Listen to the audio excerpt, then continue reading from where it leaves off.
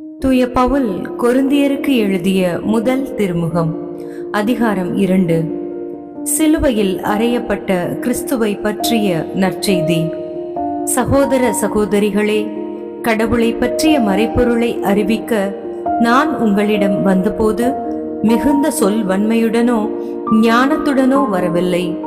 நான் உங்களிடையே இருந்தபோது மெசியாவாகிய இயேசுவை தவிர, அதுவும் சிலுவையில் அறையப்பட்ட அவரை தவிர வேறு எதையும் அறிய வேண்டும் என்று நினைக்கவில்லை.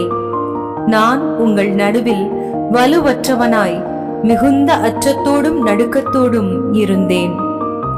நான் பறைசாற்றிய செய்தி ஞானத்தின் கவர்ச்சியான சொற்களில் அமையவில்லை, ஆனால் அது தூய ஆவியின் வல்லமையை எடுத்து காட்டுவதாக அமைந்தது.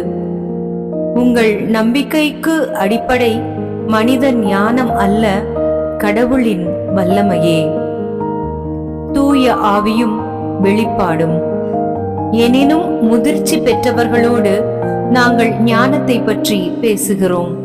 ஆனால் இது உலக ஞானம் அல்ல, உலக தலைவர்களின் ஞானமும் அல்ல. அவர்கள் அழிவுக்கு உரியவர்கள். வெளிப்படுத்தப்படாமல் மறைபொருளாய் இருக்கும் இறை ஞானத்தை பற்றியே நாங்கள் பேசுகிறோம்.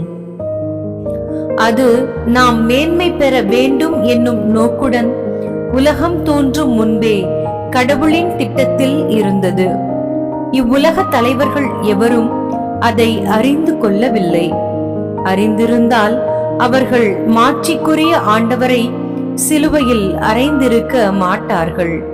ஆனால் மறை நூலில் எழுதியுள்ளவாறு, தம்மிடம் அன்பு கொள்கிறவர்களுக்கு என்று கடவுள் ஏற்பாடு செய்தவை கண்ணுக்கு புலப்படவில்லை, செவிக்கு எட்டவில்லை, மனித உள்ளமும் அதை அறியவில்லை. இதை கடவுள் தூய ஆவியாரின் வழியாக நமக்கு வெளிப்படுத்தினார்.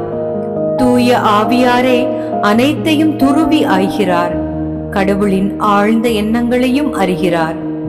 மனிதரின் உள்ளத்தில் இருப்பதை அவருக்குள் இருக்கும் மனமே அன்றி வேறு எவரும் அறிய முடியாது அன்றோ? அவ்வாறே கடவுள் உள்ளத்தில் இருப்பதை அவர் தம் ஆவியே அன்றி வேறு எவரும் அறியார். ஆனால் நாம் இவ்வுலக மனப்பாங்கை பெற்றுக்கொள்ளவில்லை, மாறாக தூய ஆவியை கடவுளிடமிருந்து பெற்றுள்ளோம். இவ்வாறு கடவுள் நமக்கு அருளிய கொடைகளை கண்டுணர்ந்து கொள்கிறோம்.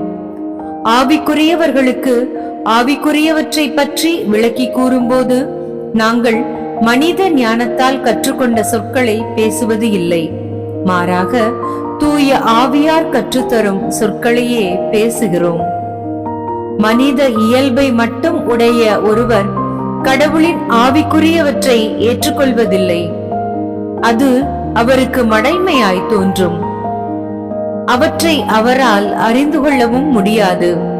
ஏனெனில் அவற்றை தூய ஆவியின் துணை கொண்டே ஆய்ந்துணர முடியும்.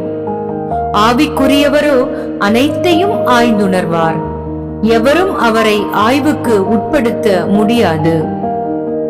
ஆண்டவருடைய மனதை அறிபவர் யார்? அவருக்கு அறிவுரை கூறுபவர் யார்? நாமோ கிறிஸ்துவின் மனத்தை கொண்டுள்ளோம். ஆண்டவரின் அருள்வாக்கு. இறைவா, உமக்கு நன்றி.